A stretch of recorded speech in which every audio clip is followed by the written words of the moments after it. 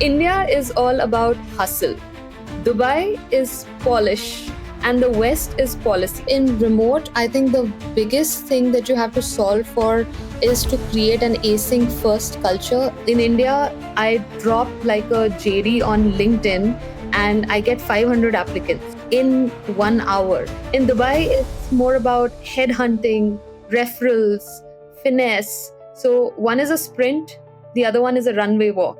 If someone is listening to us and is thinking of moving to Dubai, what advice would you give? Is there anything unique in doing HR in Web3? People picked their own project, their own hours, and I wouldn't be exaggerating if I would say that people even pick their own pay. You will get 500 applications on your inbox.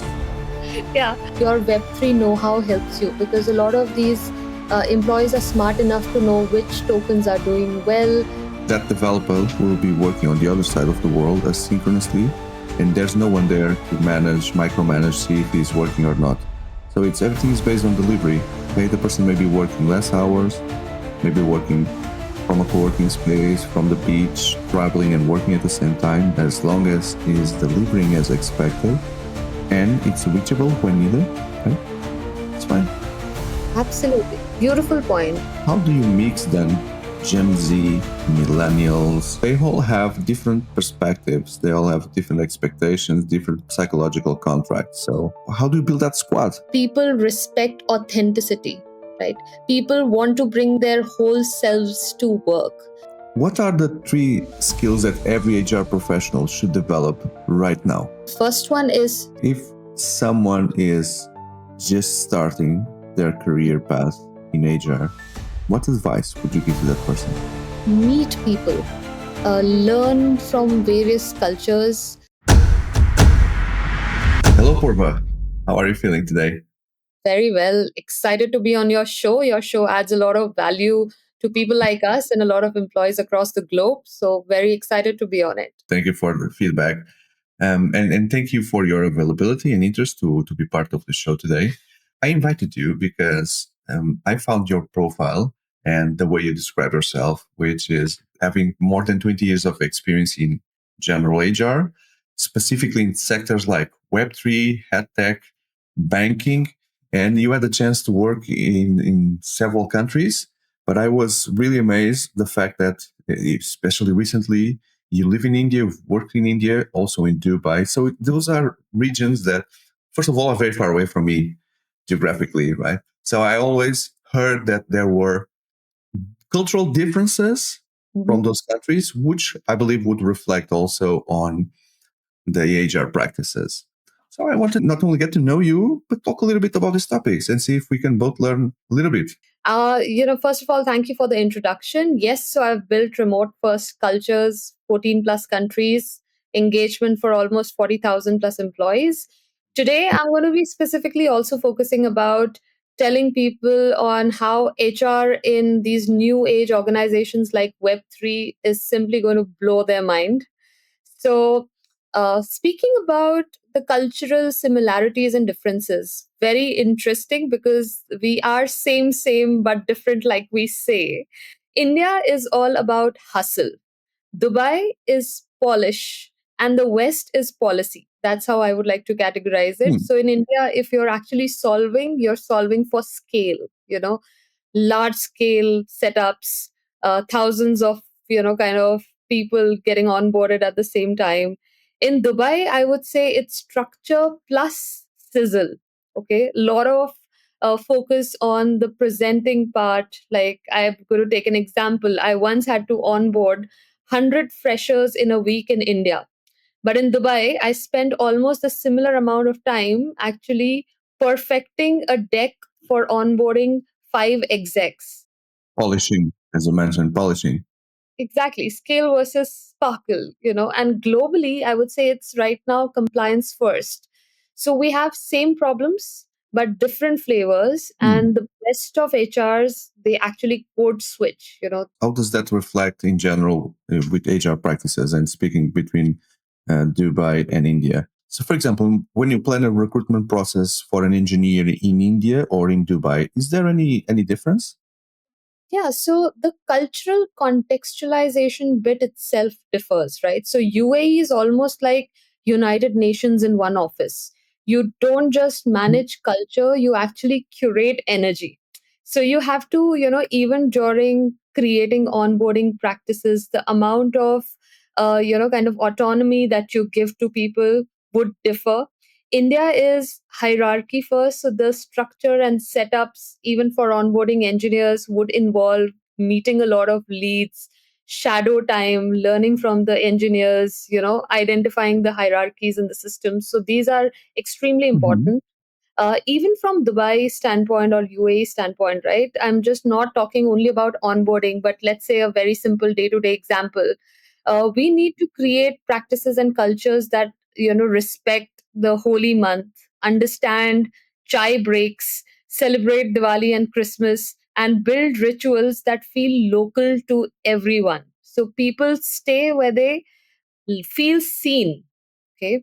Mhm. And this is where some of the understanding and building context during your onboarding, making sure that people are not overly critical or overly pushy, and understand more rather than immediately jump on to doing things becomes extremely important. So I didn't want to interrupt you, but you were triggering so many questions in your Yeah. answer. So I just want to follow up on two at least. Mhm. Now, one of them is about India. So the idea, and correct me if I'm wrong, and please tell me if I'm being disrespectful in any way, but the idea that I have from India is that there is the caste system, Mhm. Mhm. and somehow that must reflect as well on HR practices. You mentioned that recruitment is hierarchy, so you need to go through all the hierarchies for a decision. Is that like a result from the caste system or not? Please tell me. It's more like, respecting elders is so deeply built in Indian value system that Mhm. it's almost like even in office, if there is someone who's senior, there's a lot of respect. And because the first sort of companies that were doing very well in India, if you remember back in the 90s or the 2000s, right, these were all global, kind of organizations, BPOs, BPMs, etc. That's where there are such huge structures that without hierarchies those setups cannot function. So Mhm. a lot of Indians are still coming. I would say that it's different now with Gen Z's, like Gen Z is entering the workforce. Things, they are more exposed, they are global. But the way traditional workers, traditional office goers would work is that there is supposed to be someone who's going to validate what they are doing. There's going to be an approval process, and there is something like agreeing to what you're proposing before you go ahead and take action. But like I said, a lot of these things are changing. I wouldn't account the caste system being responsible for this.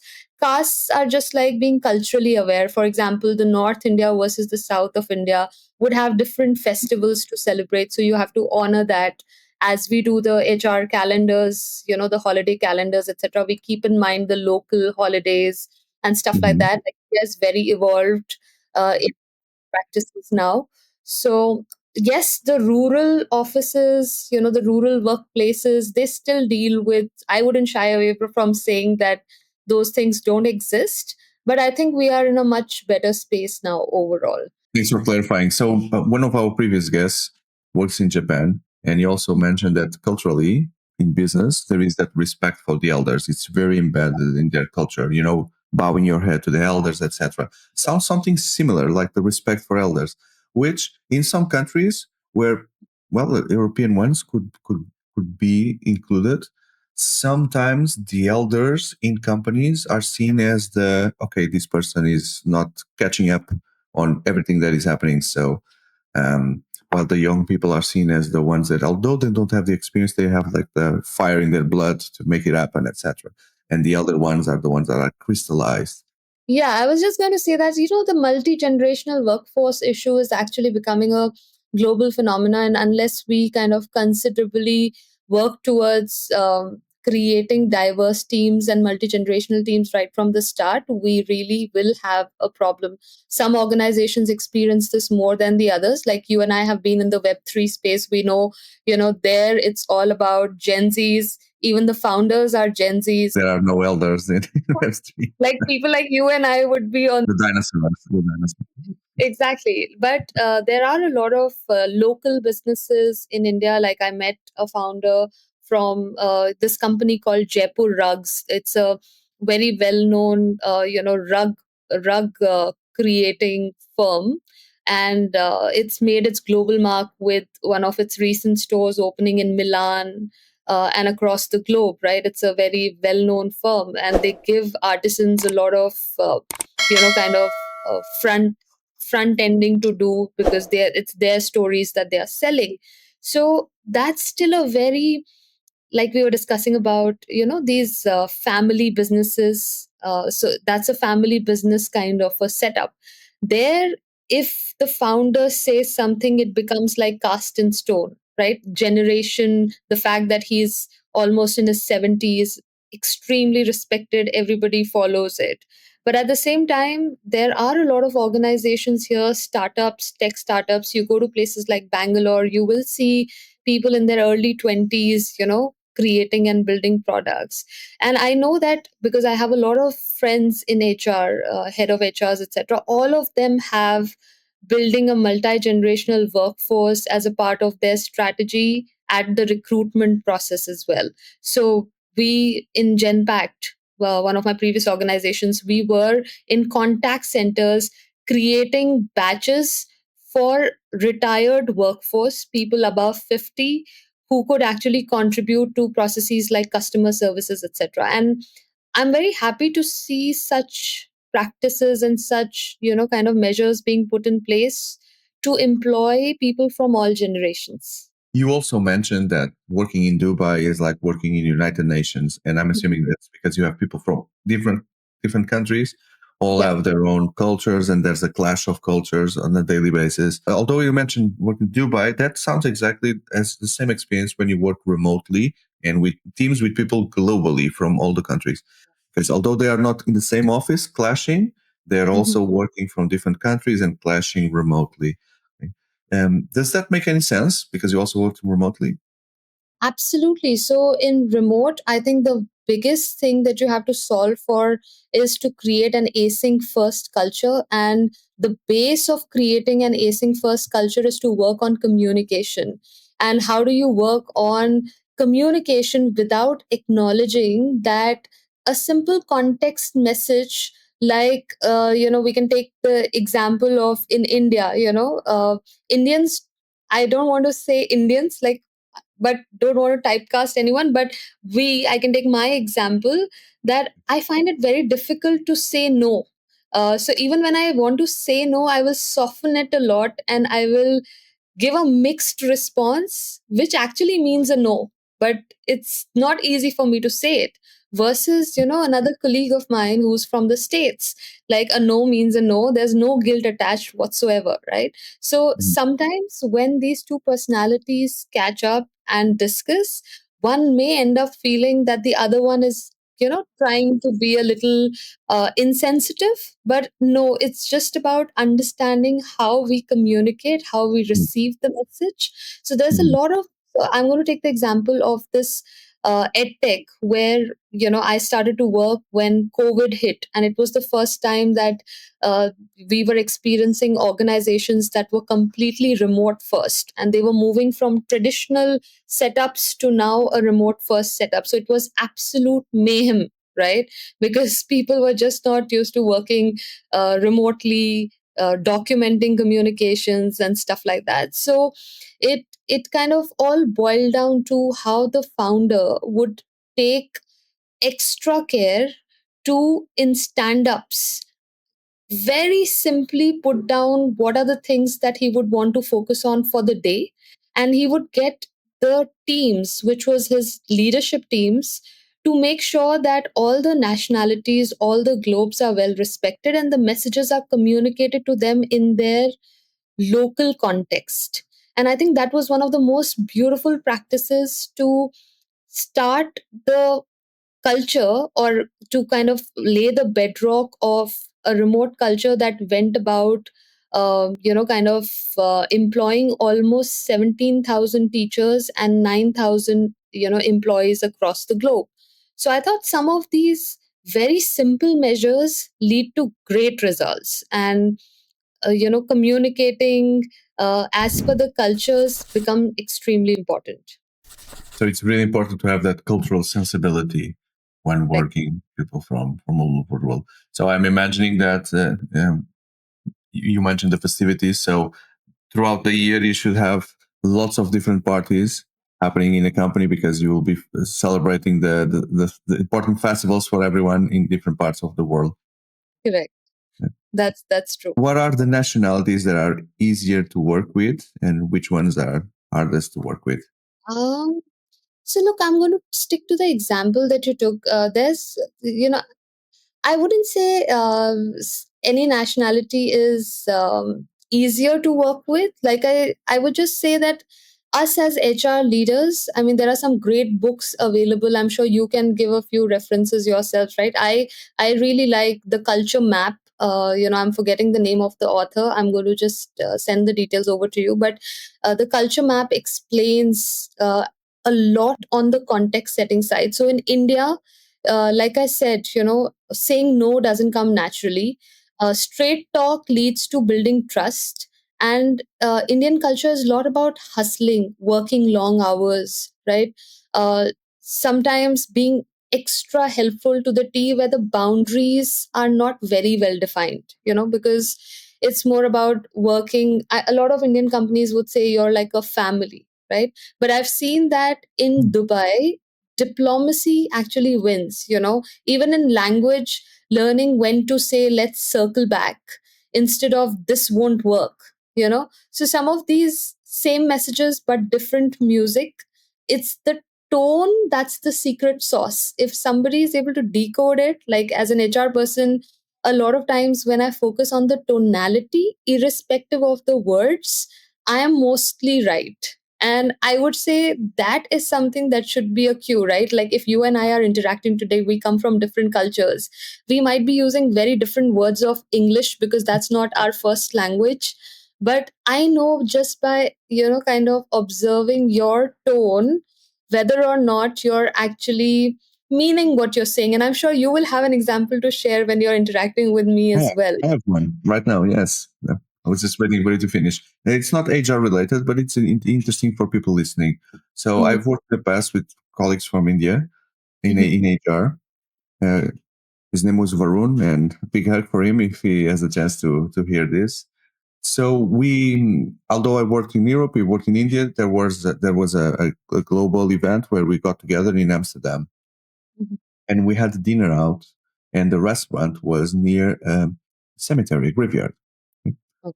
So Mhm, he looked at the graveyard and this typical European graveyard, and he saw the tombstones where people were buried.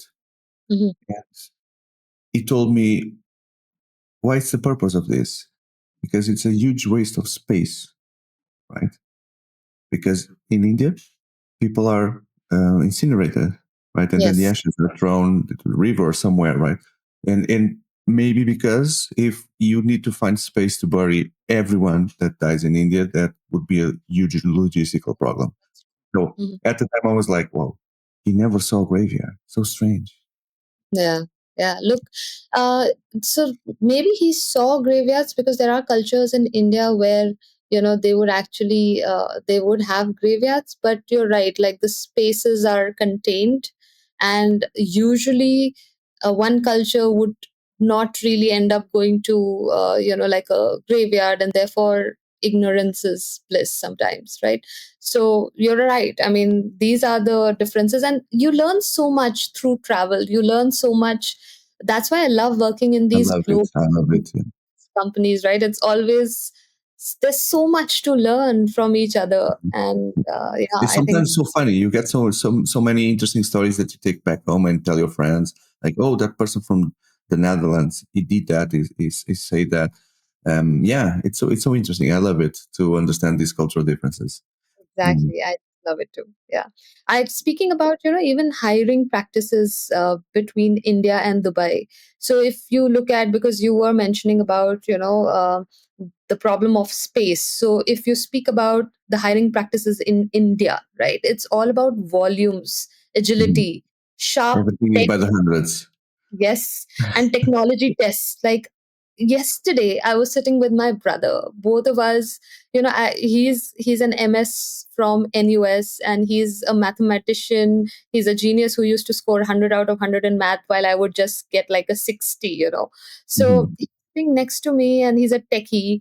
Uh, till the time I comprehend a question, he's actually answered it. So this is deep rooted in his psyche that in 10 minutes I need to finish all the questions. So the technology tests, I think sometimes I see both positives and negatives of that sort of a mindset as well, because you're just not able to sometimes just give yourself the necessary pause. But yeah, that is very deep down, built in some of these tech kind of employees in India. And that is because at a very young age they start the prep of getting into the top colleges around the world. They want to compete, they want to become the best, so they become quite mechanical also, which has both its pluses and minuses.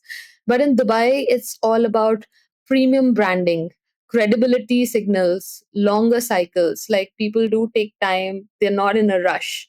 So in India, I drop like a JD on LinkedIn and I get 500 applicants in 1 hour, right? And it's another task of kind of consolidating whether or not you are actually making the cut. No, but you would get 500 applicants, right? In Right. Dubai, it's more about headhunting, referrals, finesse. So one is a sprint, the other one is a runway walk. Wow. So you just have to, in India, campus drive is actually going to get you like almost 80 candidates in a day. So I remember we used to go for these campus drives, and I used to just find a lot of colleagues to just accompany me so that we can do as many interviews as we can in a day, which were possible. In Dubai, one vice president role, it actually took me 3 rounds of stakeholder dinners. So it's all about, you know, understanding what things are going to work. So if you're going to move or thinking of Mhm. working with such geographies, I think it's extremely important for the HR folks also to first speak to a lot of colleagues who work there and get an understanding, a thorough understanding. Okay. Okay. So Dubai is that this melting pot, attracting expats from all over the world, expanding on a daily basis. So if someone is listening to us and is thinking of moving to Dubai, what advice would you give to an HR professional that wants to move into the UAE? First one is land soft, listen first. Very important. Don't assume and adapt. And then what works in India may actually flop in the Gulf. So learn the laws, learn the pace, learn the power of a good Arabic greeting, and really don't forget that reputation is currency. The more organizations that you work with and HR leaders that you work with, or headhunters that you work with, the more equipped you're going to feel. And be ready to unlearn, learn, relearn. That should be something that all of us should actually take back. Because you and I work in Web3, I'm curious to hear your perspective. Is there, in your perspective, is there anything unique in doing HR in Web3? Web3 is a completely different ballgame. I'm sure you'll agree, being the veteran in Web3 yourself. Web2 HR is all about policies, payroll, performance. When I joined Web3 for the first 3 months, while I loved it, but at the same time, I didn't know what all hit me when, how fast the industry is, how much you can actually learn, the fact that it's completely unorganized in so many ways. Hiring happens through Telegram and Twitter. So Web3 HR is all about vibes, wallets, and community. Those of us who've been around now would understand this. So, in fact, in one of the DAOs, we actually had no managers. People picked their own projects, their own hours. And I wouldn't be exaggerating if I would say that people even pick their own pay. I mean, I haven't seen this sort of a pay transparency in, in any Web2 organizations that I've worked with in 20 years. So my job in Biconomy wasn't really to approve leaves. It was actually to keep the energy high and the drama low. Because in Web3, what people hate the most is the traditional practices and practices that slow them down. It's not working from a handbook. It's like a product. You build with your users, not for them. You build with them, not for them. I guess after this conversation and the fact that you mentioned you pick your own pay, you will get 500 applications on your inbox. Yeah, I would just say terms and conditions applied. Yeah. Yeah, you're right. You're right. I guess everyone experiences the same. So for me at Web3, I use this analogy very frequently. It's like a train moving forward that never stops, moving faster and faster, and you are always trying to catch the train, always. But because it's every day new projects, new companies, new amazing things being built, being discovered, being implemented, being funded, and it's a constant effort for you to keep tracking. Impossible, because this train never stops. Never. No matter how many bull runs or bear runs, we feel that there's going to be a lot of exit, but there always is a pivot and something new appears. So pretty Mhm. interesting. Something new that appeared, and I still struggle a little bit to understand how it works, is token based rewards. I'm really trying to understand how this is perceived and implemented. But maybe because our audience is very broad, we need to create some base assumptions here. So, would you be able to explain what the token is and how you use that as a token reward system? So I'm going to really make it very simple for all the non-techies to understand also. Thank you. So just like annual bonuses, think of tokens as real-time recognition. So we all know about ESOPs. It's very common, right? So what does ESOP do? You're supposed to have a long vesting period, and then you're supposed to wait, and it depends on what is the share price and stuff like that. With tokens, think about something like crypto points. So, for anybody who's shipped features, solved bugs, or even moderated chats, because that's what community members do. What is Web3? What are the projects? We are all almost like entrepreneurs working together towards a common goal, right? It's very open. So you have to think about real time amounts, tokens, points that the companies have at their disposal, which they use to remunerate good work on the spot. Uh, the token process that we followed in Bioeconomy was actually fairly competitive. So, for people who are joining, we would announce like a large token amount. We would say that there is a vesting for a year, which means that if you stay, there's a lock in period for a year. If you stay with us for a year, then once that 1 year is complete, your your tokens are unlocked, and you get the tokens every day. So they are accumulating for the day. So think about it like this: if there are 100,000 tokens, there is a 1 year of vesting. Then the minute that 1 year is over, every day you're vesting a certain amount. That amount is getting to your wallet. And till the time you're working with that organization, that amount is actually accrued. A lot of our employees, it kind of gives them a lot of skin in the game, right? So, but it also gives the founders flexibility. So, one contributor who's a very junior, college going person who built a feature which really worked for the company, made 5,000 tokens just as rewards, Mhm. without a job title, without a contract, without an appraisal cycle. So it's just not money, it is actually meaning. And a lot of devs actually leverage tokens and work for tokens. Mhm. We use that flexibly in a lot of Okay. organizations. But those tokens themselves, besides being just a symbol of recognition, we're talking about tokens that you can trade in exchange. Yes, absolutely. So those tokens, because these tokens you can actually, depending on the market value, this is your money. You can freely Right. use it to stake it. You can actually use it to buy another token. You want to convert it to a Or USD. change to fiat.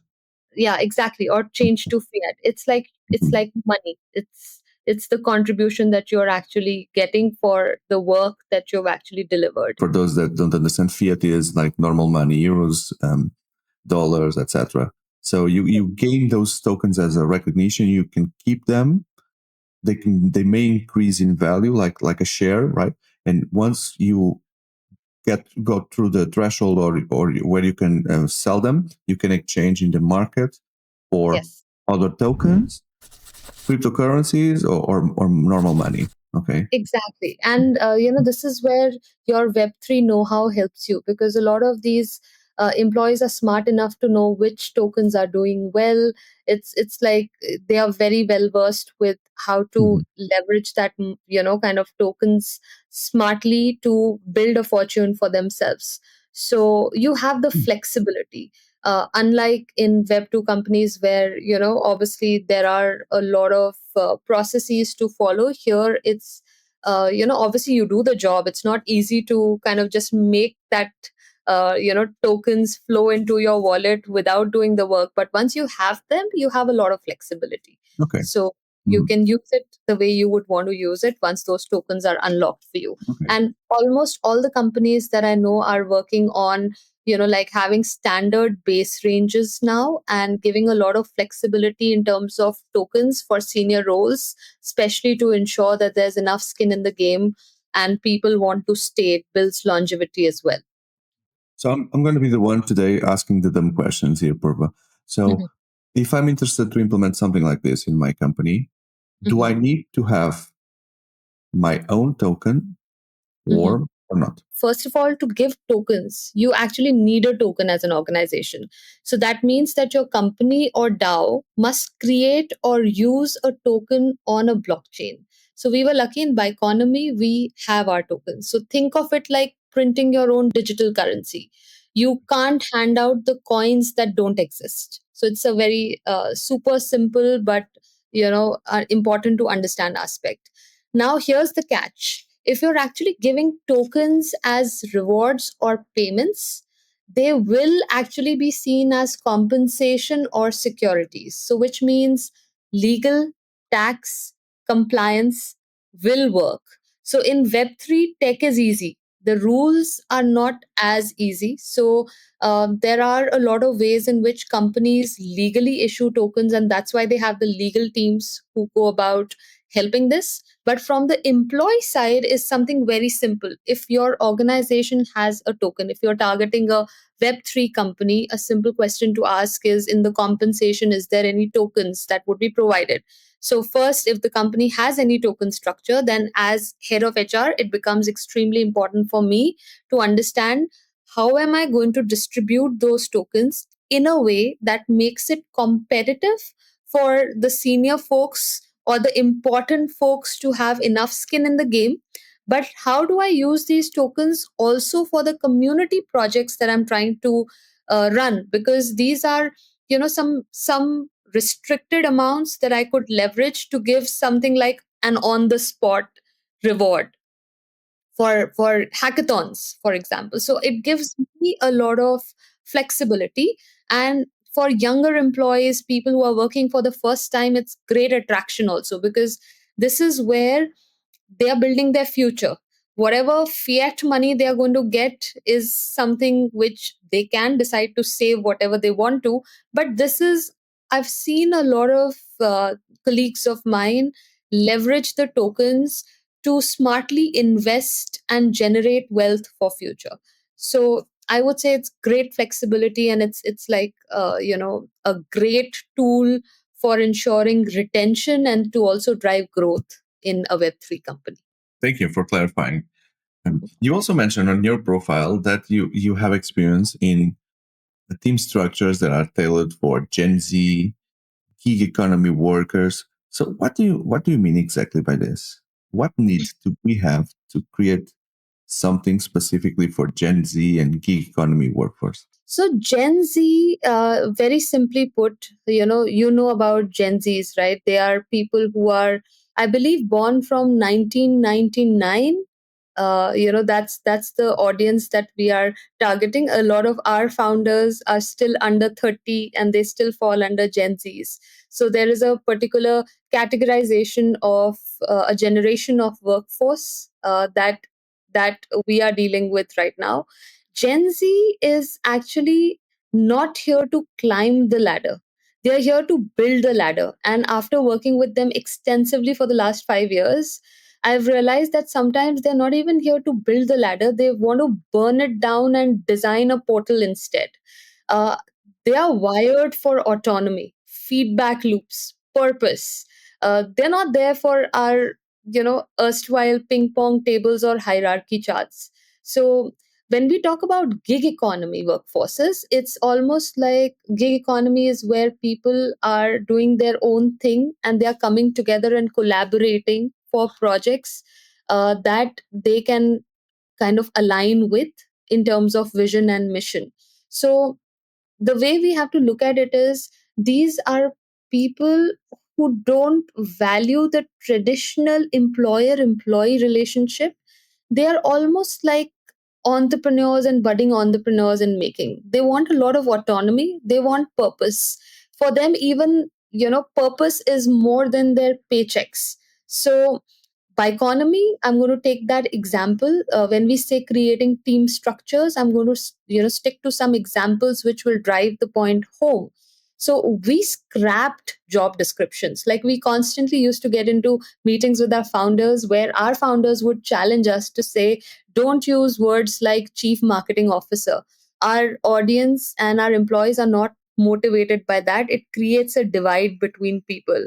Can we think of something like a chief meme officer? So we scrapped Meme office? meme Meme. office. Okay. Yes, these are the Wow. ones.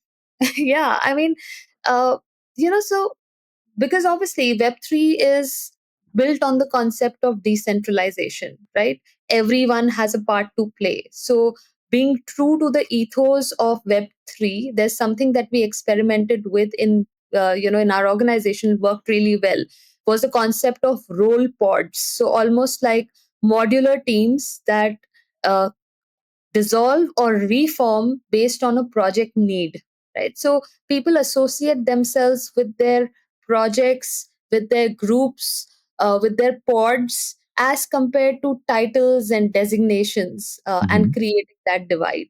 So there are always newer ways to experiment in such organizations, and that's where I'm sure you can add a lot of examples working in this space yourself, that how much the space values the actual work done versus the job titles. A lot. I think a lot. Maybe I'm biased by the experience that I have, but when you have totally remote distributed workforce, you need to hire based on trust because you know that developer will be working on the other side of the world asynchronously, and there's no one there to micromanage, see if he's working or not.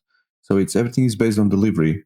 Is if the person delivers as expected, that's fine. Okay, the person may be working less hours, maybe working from a co-working space, from the beach, traveling and working at the same time, but as long as is delivering as expected and it's reachable when needed, right? That's fine. That's fine. Absolutely. Beautiful point. And when you put it in the context of teams, it's the future of actually a team is a squad and not a department. So if we have to lead these teams, then we have to learn to coach and not control. I think this becomes extremely important in managing, workforces like these, Mhm. and globally distributed, remote first, Web3, or even AI and these new age organizations, all of them respect the same principles. How do you mix then Gen Z, millennials, the generations before? They all have different perspectives. They all have different expectations, different psychological contracts. So some want less hierarchy, someone want hierarchy. So how do you build that squad that you mentioned? I think, beautiful point. And I am not sure if I've actually been able to crack the code to this. So it's a constant experimentation, but I'll give Okay. you some examples of what I've seen working. Uh, like we discussed, everybody wants to do a good job. Uh, people respect authenticity, right? People want to bring their whole selves to work. At the same time, they want to contribute to the vision and mission if that resonates with what they wanted for themselves. So I think the founder's role becomes extremely critical here. A, to acknowledge and respect the differences and the similarities of these multiple generations at play.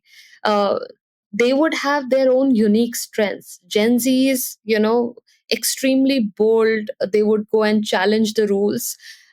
Millennials will provide the necessary structure, right? Leadership is provided by generations across. Like, there are reverse mentoring. So we can't even say that there's a particular generation that's going to provide leadership. It's a lot of times organizations that are leveraging fast forward coaching, future coaching, or reverse mentoring as concepts. They would even look at 360s and other sort of surveys to give a holistic feedback to everybody in the company to understand viewpoints. So I would say, as head of HR, it is my role to make sure that there are various listening groups, various opportunities like 360s. 360 is a very powerful tool, right? From your, founders to hear the voices of everybody, doing employee satisfaction surveys and particularly putting questions which are meaningful to identify what are some of the communication challenges that kind of struggle with while working with XYZ. So when you get all of these responses and you consciously try to align people on the vision and mission instead of dividing them, saying, this is how this person is going to deliver, I think it works, right? And you have to consciously try and build these practices as HR. These are some of the things that I've experimented with, and I find these to be great learning points every time. And my founders have found it very useful, looking at verbatim comments of people from various generations on how can they contribute, what are the challenges that we are facing, and how do we build further. What are the three skills that every HR professional should develop right now? First one is storytelling. So if you can't sell the dream, no one joins. Storytelling is important in any role, whether tech or non-tech. A lot of techies have a difficulty, kind of in maybe agreeing to this. They feel I just need to know technology, but no. I mean, even to explain technology, you would have to leverage your storytelling skills. And similarly, for HR, it becomes extremely important because they are the ones who are holding all of these diverse domains together. So, storytelling becomes extremely important. Data sense, vibes are great, dashboards are even better. Uh, I have seen HR get a lot of respect if we leverage data smartly. And then the third one being product mindset. We have to treat HR like UX and either iterate or die.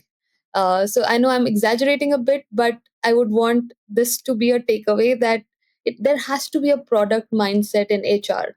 We will Mhm. only be respected then.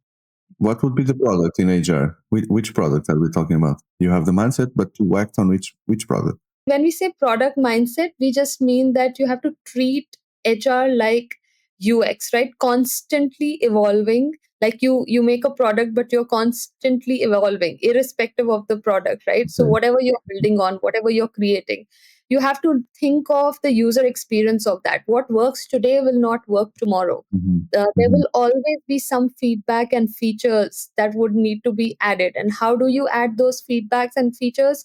If you are in the middle of the chaos, if you understand the work that is being done, if you understand the challenges on the ground, you understand what customer scenarios are we dealing with, only Right. then can we actually evolve that. Mhm. And I think if there's one takeaway, I would just say very strongly, if HR wants a seat on the table, then we should better know how to design the table. And therefore, let's build cultures worth staying for. It's a responsibility of all of us as HR to not be yes people, to really build that table for ourselves. Wow, powerful words here. Yeah, interesting. And on the contrary, if someone is just starting their career path in HR, what advice would you give to that person? Meet people, learn from various cultures. I would say somebody who's starting in HR, there isn't a playbook. The world's your stage. I think I would first start off by meeting 15 different HR colleagues from different industries and just understanding what are their priorities. It's going to open up so much. And there are so many communities where all of us in HR want to contribute, and we are. So, we wouldn't mind sharing what's the priority for us, what are the challenges that we are facing. It's just going to open us up, right? And I would say that's where I would want anybody starting new to start with. Get Mhm. perspectives. So a way to do that is by subscribing this podcast and hear the amazing stories and the amazing guests that we are bringing here to this. Don't forget to do that. Absolutely. I think you've kind of summarized it beautifully, right? These are all perspectives that you're summarizing and gives a very strong base for people. And Mhm. yes, follow all of us. Like we continuously keep posting about how culture should be, what are the challenges that we face. I think LinkedIn is a great source these days. So, yeah. Okay. Purva, the impossible question for especially for someone in Web3, where do you see yourself in 10 years? I would say probably in 10 months is a better question. You yourself said it, 10 years. I think I would have experimented, with a lot of unique organizations. I know I want to, kind of continuously evolve and learn in the space. And in 10 years, I definitely would be the founder of my own Web3 company for sure. Oh, That is something which I want to do. Maybe even if it's kind of coaching, other Web3 professionals in HR. I mean, who knows what I end up doing? But definitely, entrepreneurial spirit is the mantra, and that's what I would take on. what would be the Web3 component in your coaching company? Focus on Web3 professionals, and I'm also trying to see if I can actually build some assessments on the blockchain, like literally get to the core of the product as well. Mm-hmm. Maybe leverage NFTs as badges and certifications. So, how do I implement actual Web3 and help HR who are Mm-hmm. non tech to understand the game, right? Because that's where Wow. I struggled. I'm sure that is something where it's still complicated. Web3 is not easy, especially for No, someone transitioning from web 2. no. It's extremely difficult, so I would like to have the right resources, and then I would also like to have the right tools that give a flavor of what the actual business is. Yes, it cannot be very complex, but it can be easy enough where I leverage wallets, NFTs, some of the shit coins, meme coins, whatever is needed to help our HR folks experiment and learn at the same time. But I guess your idea may have some runway to go because um, I think that certifications and blockchain they work very well, right? If you need the system to register all those certification, all those changes, maybe there's some potential there indeed. Purva. Absolutely, there is. And I think you've given me good food for thought, Hmm. asking me that question. And I'm going to go find that, kind of answer myself and also leverage Mhm. kind of experts like you, where we can kind of get together, brainstorm, and think about what's the way forward. We are close to the end. And the last thing that I want to go through with you is I would bring two HR related topics. You Mhm, choose one of them to be mhm. more important than the other. So then I Okay. drop the one that you don't choose and I bring a different one. And you choose Okay. again. And I drop and you choose again, again, again. And then in Mhm. theory, Purva, in the end, we will have the HR topic that you consider the most important of them all. Let's go. So between talent acquisition and training and development, Training and development. between training and development and compensation and benefits, Training and development.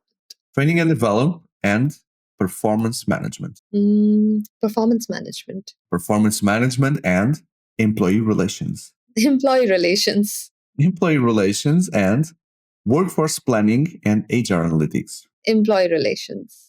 Employee relations and diversity, equity, and inclusion. Diversity, equity, and inclusion. So between diversity, equity, and inclusion and HR, technology, and systems.